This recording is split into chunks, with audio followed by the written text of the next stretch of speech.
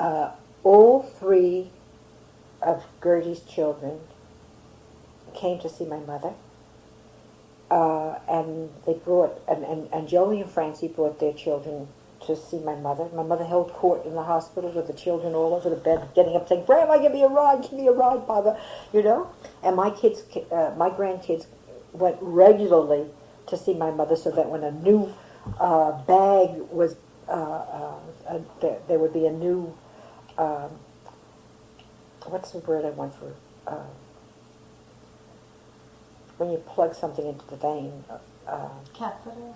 Yeah, there would be another catheter, another bag for bladder, you know, or whatever.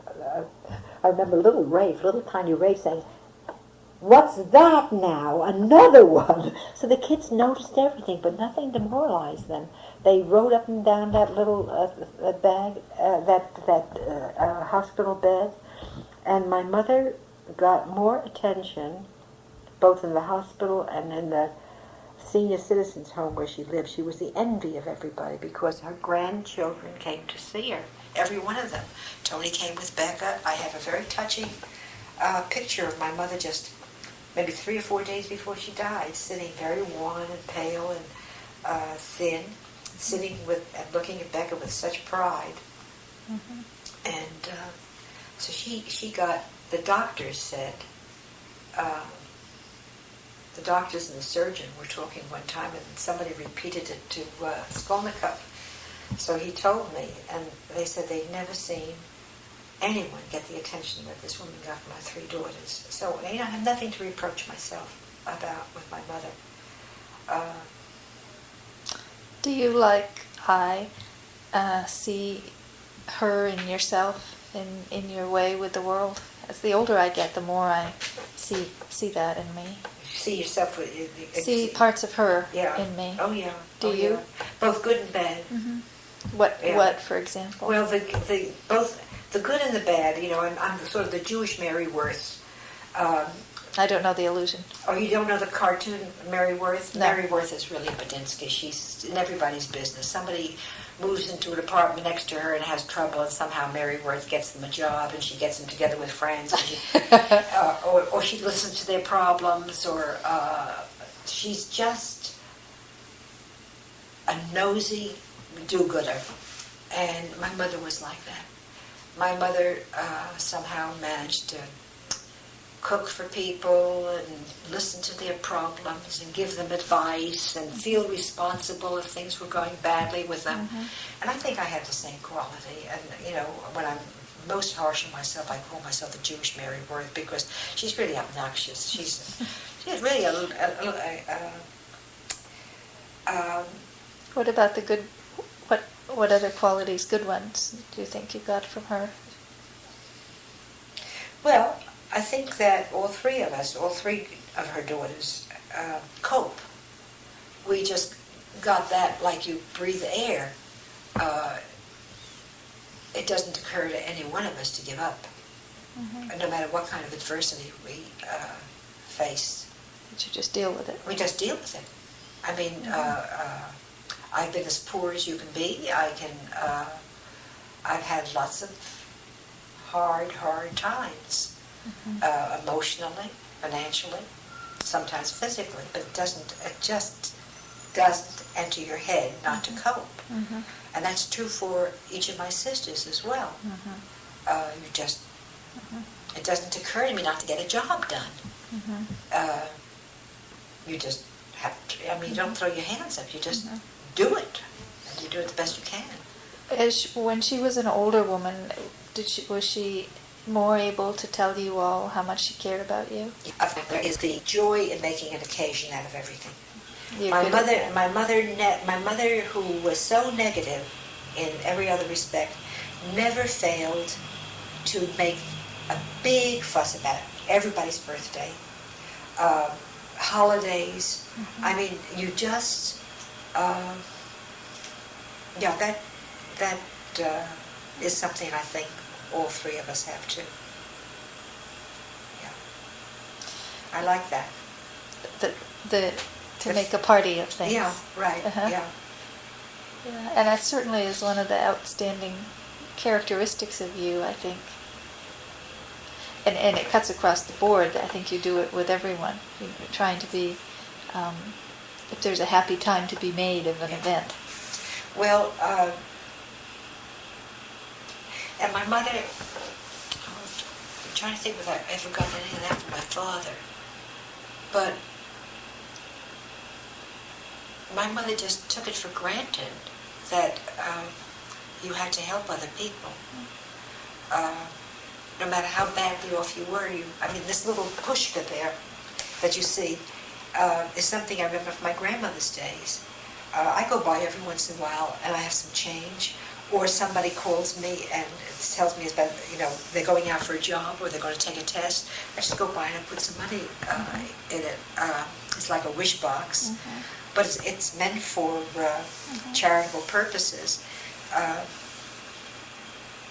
My mother was always doing something. My mother was sewing dresses, and things like that. Did she have this, or maybe you don't even know where you got it, this sort of openness that you have toward people other than your family? I mean, sort of making a friend wherever you go? Yeah. You think? And the other thing I got from my mother, which is maniacal, I don't like to leave the house unless it can be as disorganized and it can be messy, but when I leave the house, I want it to be absolutely perfectly clean and absolutely in order. And Michelle used to, the first time that happened when we were going off on a camping trip with the children, I back out of the house with the mop so that it's, the last step is wiped clean, and he's in the car waiting for me and just shaking his head, But I remember when we came back from a trip, we were very, very tired, and the kids were very, very dirty. He said, "I'm glad you got that. I'm glad you're like that." Because it was it's a pleasure to walk into a house that is in good shape. And my mother would never leave a place where we lived that it wasn't a lot cleaner and more sparkling than when she moved in. And I'm still that way. I haven't rented for a very long time, but I've always been called up by the landlady afterwards saying I've never seen anybody leave a place like that. Yeah. Do you want to talk a little bit about being a grandmother with those boys and with Well, your girls? it's very hard to be articulate about what it's like to be a grandmother. I am rather a depressed personality. I'm Russian. So I'm either very high or I'm low, and my pits are deep. And I remember that in 1976, early 1976, I was very depressed. I was just beginning to work at the board. I don't know why I wasn't more excited when Rafe was born. And I remember a joy that came over me that was so quiet and so deep and so all-encompassing. It's a kind of serenity and deep happiness that I've never known on any other occasion. And that continues, I'm just very lucky. The children are really, all three of the children are very nice children. They're really lovely to be with. But of course I know the two boys much better, and I spend more time with the boys. And maybe it isn't even something you can put into words, but what is it about being a grandma that you like so much? Well, I love children to begin with. I've always loved children. It's the reason I have two children, is that Michelle used to watch me with the children of my friends. And I think I told you, did I not, that he felt he couldn't deprive me of, left to myself, I'd have had 12. I love children. As Lucy said, when we were in the airport in Kenya, there's a whole room full of people, black, blue, purple, yellow, white, everything. Who does this black lady find to give her child to mind? She has to go to the bathroom, she wants to wash up. She leaves the baby with me. genuinely get pleasure from stopping with absolutely strange children and love babies in particular. So I think I would be attracted to them just because they're children. They get a little bit scarier when they get a little older. When they get to be Laura's age and Rafe's age, they've got judgment. They're looking at you and they can think you're stupid or silly. Glasses off. They're taking the rose-colored glasses off. You don't have any clothes, and so it's a little scarier, and it's not so.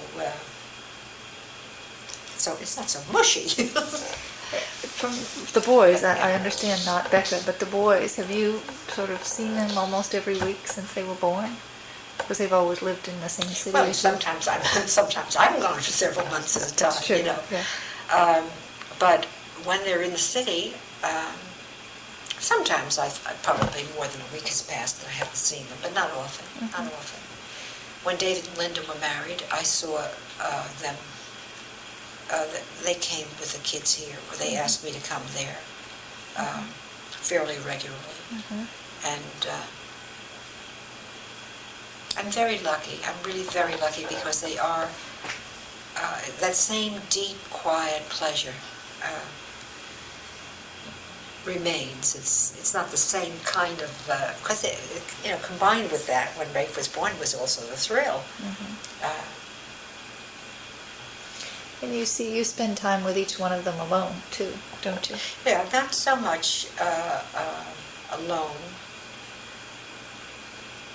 except from time to time. Like Saturday, I went on a little shopping errands with Rafe, and I was with him alone.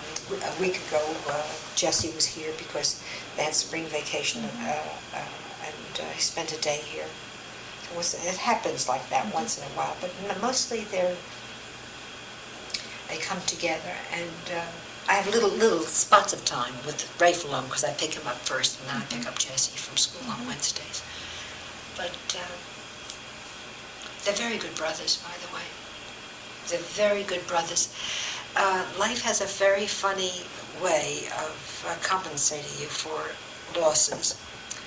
I don't know how he compensated Tony. Made David very strong. I don't know how Tony was compensated by the loss of his father, but the two boys were so confused when David and Linda split. They had only each other that they had as a constant, and they are really such good brothers.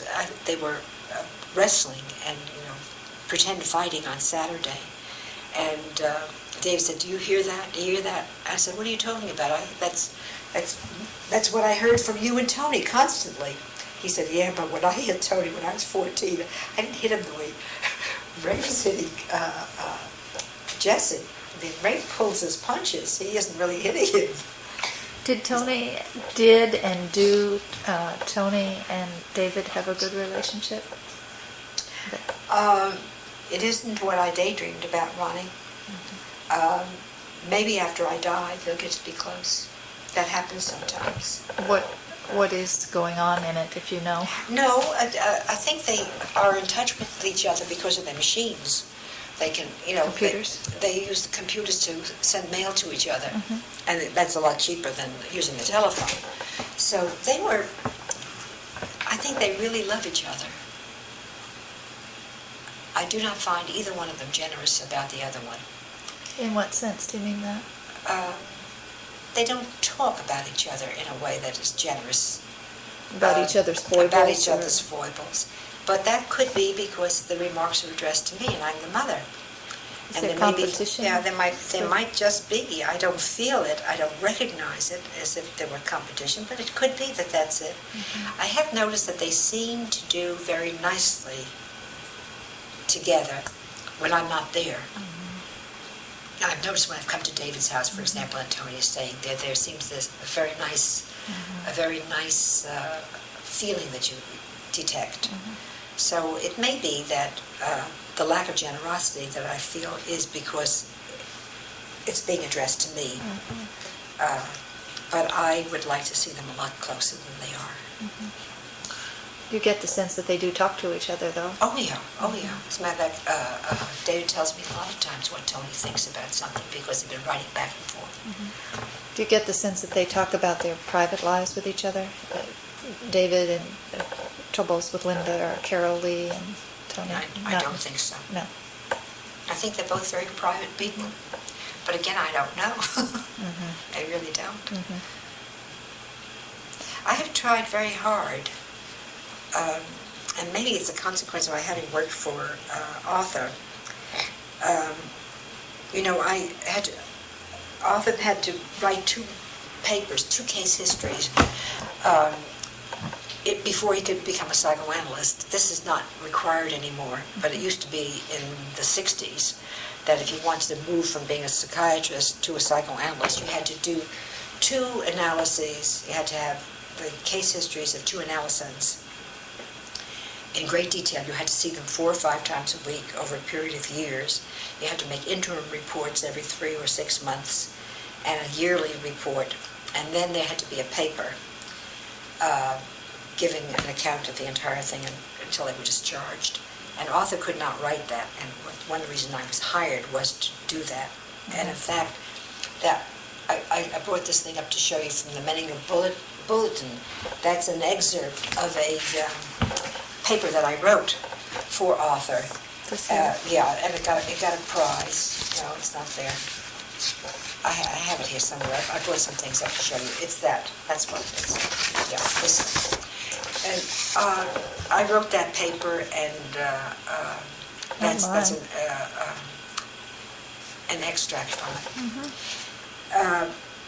But as a consequence of reading the the daily hours, I came to know a lot about the Oedipal development among the patients. And I was so afraid of being a powerful mother or a seductive mother that as I look back on the years now, I think that I think I was always affectionate, but I may have, again, I can't see myself. I don't know how my children see me. Once when David was getting ready to go to St. John's College, he said, "I very much appreciate the fact that you didn't hold on to me and you let me go, but did you have to be down at the gate waving goodbye so enthusiastically?" Little did he know that I would go into a complete anxiety state and be so in shock at his going away that I would myself have to be seen 5 days a week. But I never showed that.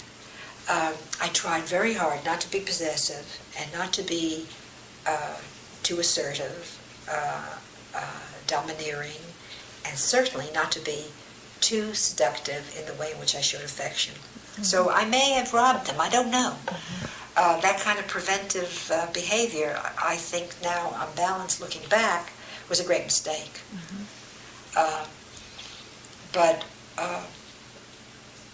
I forgot where I was going with that. I started out by...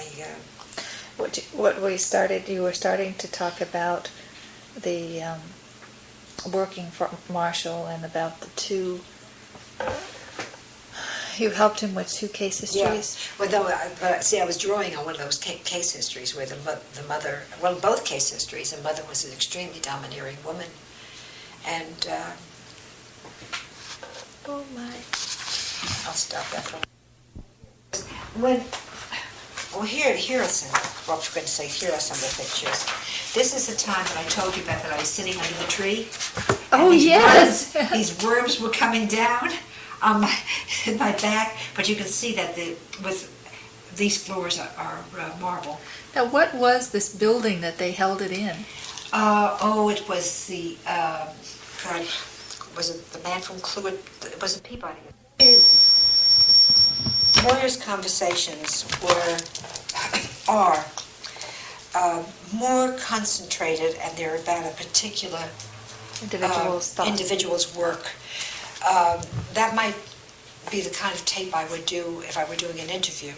And mostly, I didn't do the interviews myself. I did the research, and I wrote out the questions and primed the person to ask the questions of the subject. And the reason I did that is I always got somebody who was sort of famous and well-known in his own right, so that when we wanted to do memoirs of the New Deal with Rexford Tugwell, Zelman Cowen, who was dean of the law school at Melbourne, and would later become Governor General of Australia, was fascinated with the New Deal. Now here was one of the original brains trusters,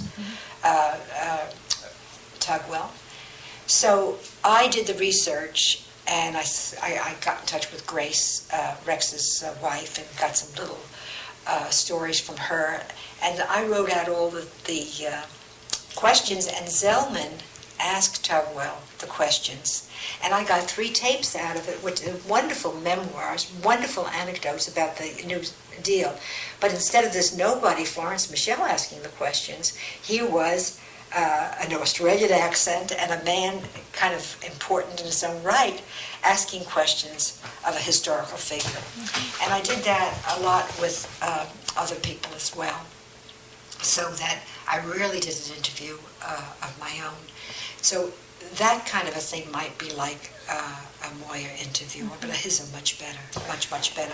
But these tapes they follow generally the same format. A speaker would come and speak on a particular issue, and give a sort of an essay on his own. Well, usually a paper was circulated ahead of time, and sometimes it would be a whole book. Sometimes you get it a month ahead of time. Sometimes he would say, "I think I've said everything I want to say in my paper or in my book," and then it would be my job to give some kind of a quick synopsis of it. And he'd say, "I just want to hear your reactions to it." But usually they they made some kind of prefatory remarks, about 20 minutes, sometimes 30 minutes. Hutchins got very nervous if it went beyond that. Sometimes they went the whole time because they either couldn't stop talking or they didn't want to subject themselves to the dialogue. But as soon as they had finished their presentation, then it had to meet the questions of people who were themselves from all the disciplines you can imagine.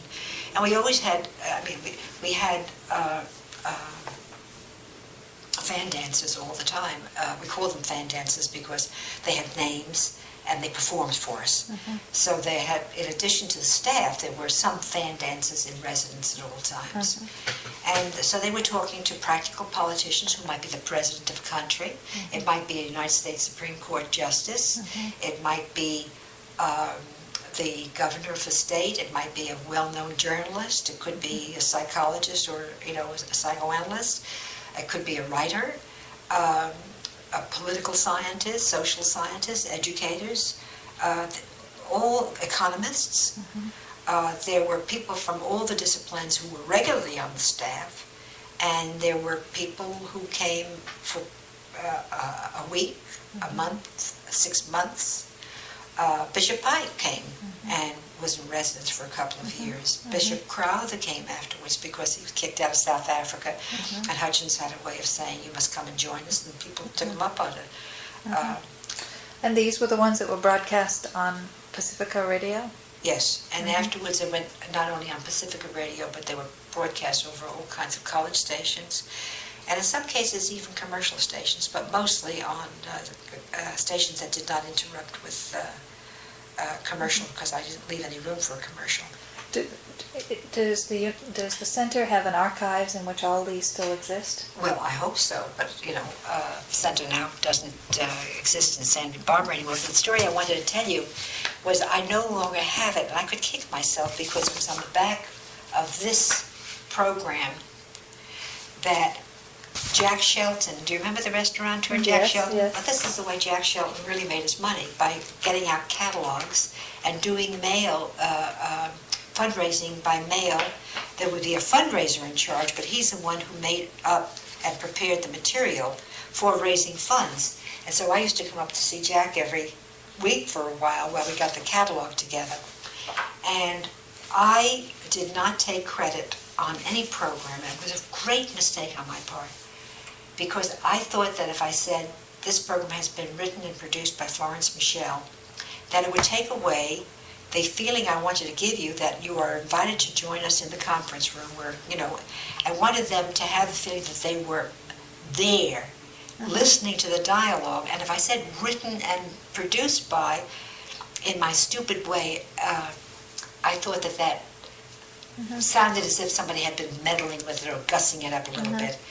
And a little bit it was affected on my part because Lucille Ostro's uncle, Lou Ostro, who produced all the Dr. Kildare and Andy the Hardy, Judge Hardy, the Judge Hardy series with Mickey Rooney and Stone, never took a credit. And only the people in the industry, and today nobody knows who produced them, but only the people in the industry knew. He thought it was important enough that he did the job and did it well, and he thought the whole business of credit was ridiculous. So I never took credit for it. Then one day, when I was getting ready to go to law school, and I was collecting materials that might help me in the future, I mentioned to Harry Ashmore, who was vice president of the center, that I had won for Marshall the Menninger Prize for the best analysis, the best paper written about the analysis of the patient for that year. And I said, I did all the ghostwriting. I wrote all his papers. And he said, can you prove it? Well, I was so shocked that anybody who knew me, as he knew me, would think that I would make that up. That in the next program, Jack Shelton couldn't get over the fact that I didn't take any credit on this thing. So on the second, this is the first brochure, the second catalog that he put out, he put my picture here, and he also put my picture on the cover like that, but I don't have a copy of it anymore. It's just disappeared. But do you think your boys might have it? No. This is not the first one, excuse me. I then had him, on the last one that I did before I left, I said I want a credit because what Harry did. And I insisted it should be very, very small. So he wrote, these programs have been in its reference. But this is in Switzerland, by the way, in Geneva. This sounds like such a wonderful thing to have been a part of. Well, I think I told you earlier that it was, next to being married to Michelle, it was the most important experience of my life. So exciting. If you just look at these things, well, I'm just beginning to. The kind of people, for example, Illich. I mean, this is one of the most charismatic men ever anywhere in the world. Well, I knew him well enough at least to send my son to him when David was studying in Cuernavaca. And David said to him, my mother's in love with you. And he said, I'm in love with your mother. He's the man who was, he was Monsignor in the church. He was kicked out because of his revolutionary activities for the poor. And these tapes, how these were purchasable? Yeah, anybody could buy them. For how expensive were they? Well, in those days, $7.50 for a half-hour program, for an hour program. Where are the archives of the center now that it's no longer Well, in Santa Barbara? the center went from the center to become part of the University of California at Santa Barbara, and now it is no longer there either. It is now part of St. John's, but it's not the same center. I think probably all the files. I have the tapes still. Most of them. I'm very sorry that I don't have this thing though. I don't know what possessed me to give away the last of it. By this thing, we should. Well, it's the only thing. It's this. Telling you the catalog, basically. Yeah, right. Mm-hmm. The catalog shows the kind of work that I did, and the one. This one has my picture on, along with all the other people who appeared, even though I was not a participant of the dialogue. And I just thought it would be nice for the kids to see one day, but I don't have it anymore. And I went today to look for Consulting the Romans, which I want to reread, and discovered that this is called an occasional paper, and sometimes that was published after a meeting. I think, as a matter of fact, you may want to do this one day. You'll see that after Winky has presented his paper on consulting the Romans, in which he suggests that we have become too much like the Romans, using power and money to get our way. Then there's a discussion that follows. That this is all taken from my tapes. This is not edited by me, but this is taken from the Just tapes. wonderful. And so I went down to see. I had all of those occasional papers. They are all Wet. and you can take them apart and they fall apart. How did they get wet down there? I don't know. I mean, if I had been in the cellar, I would understand it, but not in the storeroom. I don't understand it, but they're all wet, including lots of papers that I had. So. I wonder if it is possible for some of it, for instance, a particular one that you would like to get a duplicate from wherever the archives are. I'm going to call Pat because Ping wants to get some things also. Yeah, who is Ping Ferry? Ping Ferry was the vice president of the Fund for the Republic, and when Hutchins, you have to go back. During the McCarthy era, librarians who refused to take certain books off the shelf found themselves fired. And College librarians? Well, just ordinary High school, public librarians. Just public librarians. So the Ford Foundation gave Hutchins $15 million to protect the Bill of Rights. When was this? Roughly? This was about 1955, maybe. Mm-hmm. And I wasn't with the center then, but it was about in the mid-1950s. Mm-hmm. Ping Ferry had always been a fundraiser all his life, so Hutchins hired him to do that kind of work, get friends for the Fund for the Republic. And the first things, also Ping is a great grant, he's been used by people since he left the center for advice about where to give grants, to whom to give grants, and that's his specialty. So that was one reason that Hutchins hired him. And initially the grants were given to people. There was a couple of librarians in Philadelphia who refused to remove certain books, and they were given, I don't know how many thousands of dollars as, you didn't apply for the grant, but for helping to keep the Bill of Rights alive by protecting the First Amendment in this way. The Southern Conference of, what is it called? Southern Southern Christian Leadership Conference? I forgot, something like that. Fighting against racism in the South and suffering enormously from a shortage of funds because they were also being attacked for having left-wing people support them and so on. The Fund for the Republic gave them some money. And then, I may have told you this on tape, I don't remember now, you stop me if I have. They took a survey in the Middle West asking people to sign a petition for the first 10 amendments, acting as if it were brand new, but giving people the right of free speech and freedom of assembly and so on and so forth. And people wouldn't sign it because it was communistic. And Hutchins was so shocked by the results of that survey. The Fund for the Republic also did a study on blacklisting.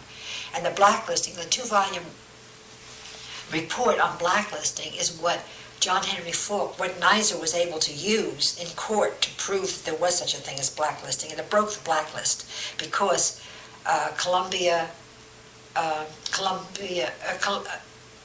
CBS had to pay for Falk a great deal of money, and also the supermarkets that had gotten people to boycott CBS unless the Falk was removed from the air. So Kaiser was able to get to win his case based on that study. The first occasion at which Christians and Jews, Christians of all denominations, met to discuss religious issues, the first time that everybody was in the same room was under the auspices of the Fund for the Republic. They did a study of the trade union movement. But Hutchins was so shocked by the results of the petition that people wouldn't sign for the first 10 amendments, that he said it is time to turn away from the burning issues and to tackle the basic issues. And set himself a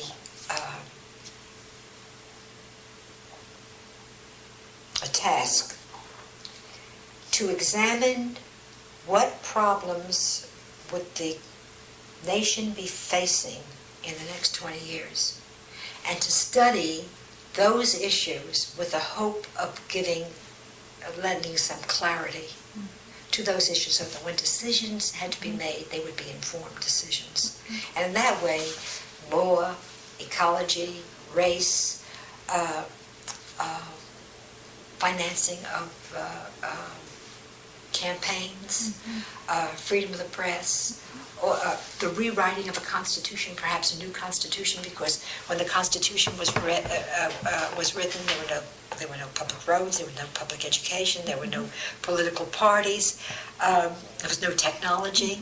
Did we need a new constitution? And the rewriting of the Constitution, which took 3 years to write, was not, although people attacked us because they said this was, to suggest anything taking the place of the sacred document, but it was meant as an exercise to put in sharp profile issues that had to be attended to.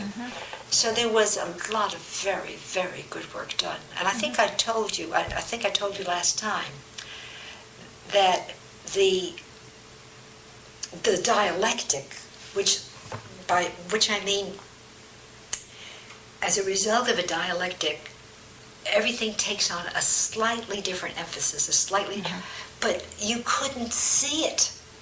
And when you participated in these conferences, people listened to themselves and made their own points and didn't recognize that perhaps there was a slight change in the way they perceived something, or maybe it didn't occur to them until much later.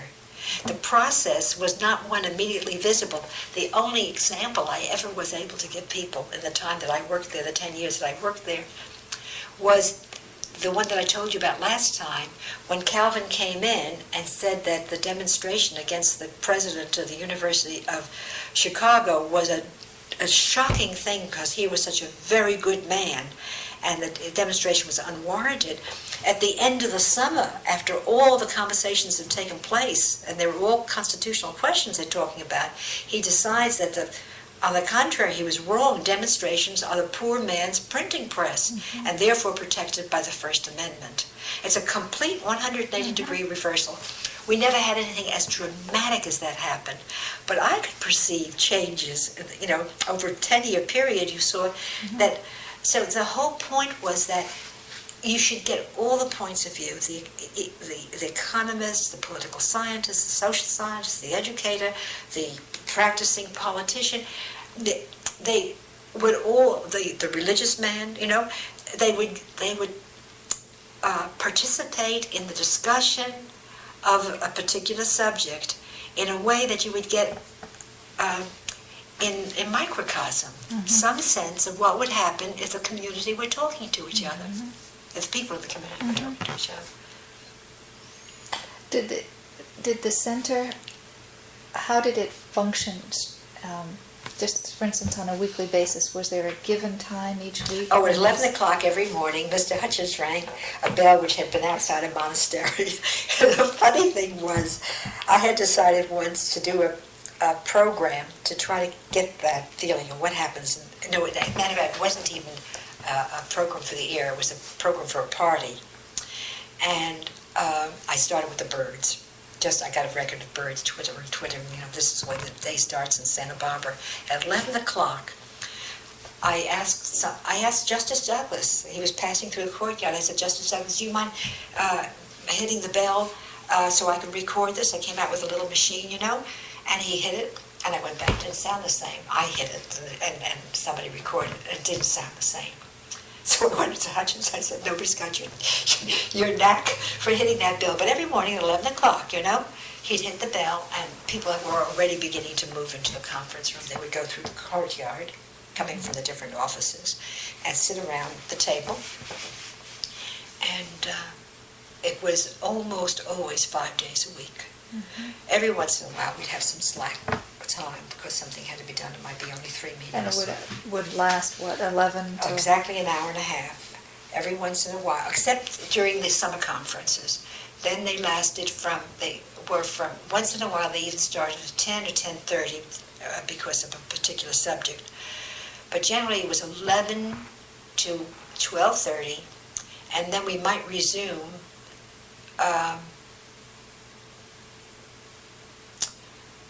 again at 2, and maybe go for another hour and a half.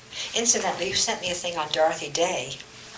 One of the programs didn't you send me a... I did. Yeah, I did a program with Dorothy You Day. did. And she was at the center, and then Amos, I forgot his last name, John Cogley had worked with her. He was a member of the center. He had worked with her in Chicago. And so had Mike Harrington, who wrote The Other America. And I took a little bit of different things that people said about Dorothy Day, and then I used her remarks because she came during lunch hour, and that happens sometimes too, that somebody was not really part of a particular study, but as they were coming through, you wanted to hear them. So there were lunch, and that was optional. You could come or not come for lunch, but it was always a noisy tape because people were drinking and eating and talking at the same time. But she told about her experiences in going to jail and things like that. And she used the expression that she had gone to jail because she had to be a witness.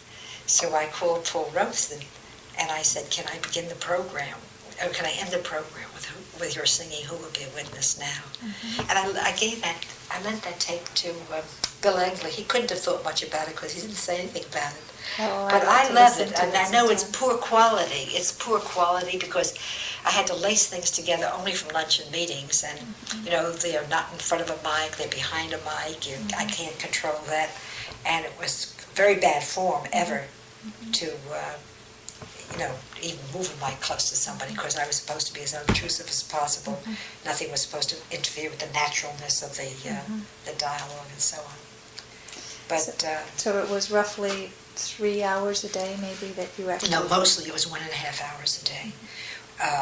During the summer months, when we had 3 summers, as I told you, on the study of the First Amendment, one with connection with race, and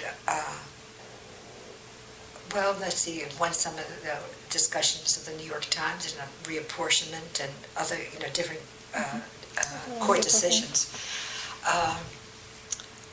Paul Freund was there one year, and he would not allow me to use any tape that he was on. I had to cut him out of any tape I used because he was so sure he was going to be the next appointment to the United States Supreme Court, and he didn't want anything that he had to say to be in public archives. But you know my story about Justice Berger? He was a circuit court judge when he came during one of the summer months, and he talked about the European system of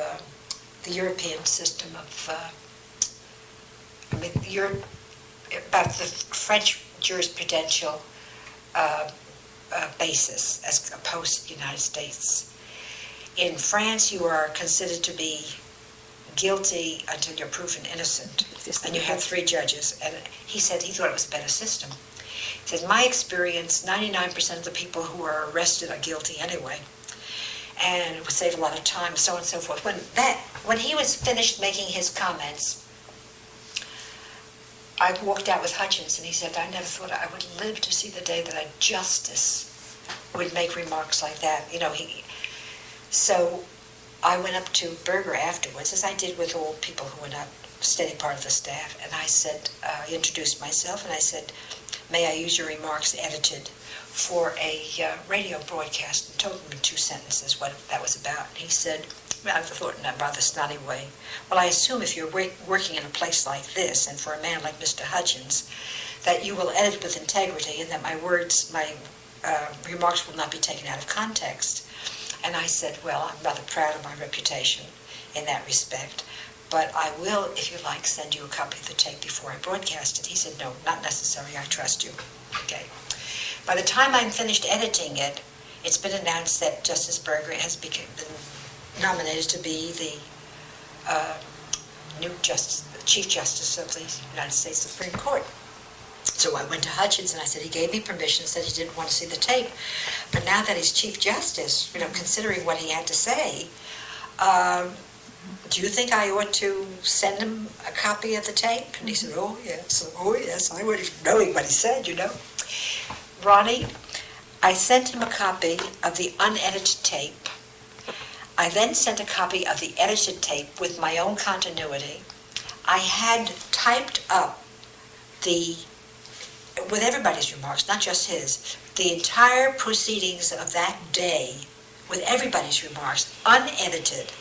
Then I took a fresh copy of the same unedited copy and crossed out whatever I was not using and where I was interpolating by, copy, an unedited copy on tape, and I sent him the same thing, material in print.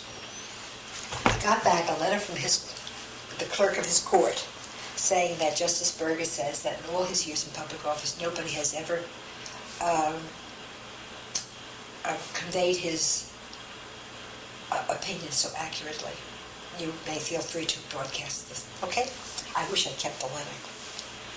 We broadcast it and all hell breaks loose. Here's a guy who says that he thinks 99% of the, And so he's asked about it. And he says, a tape editor can make you say anything they want to. It's a total distortion out of context. So the next day we get calls from ABC and CBS, if they want to know, can they listen to the unedited tape? And I invite them all to come, and I think 2 of them showed up. We took them into the control room, a recording room, and this big wheel played the tape. Not one of them wrote a story afterwards. Okay, go ahead. What led, I was going to say, what led to the demise of the center? Oh, that's a very sad story. In fact, I found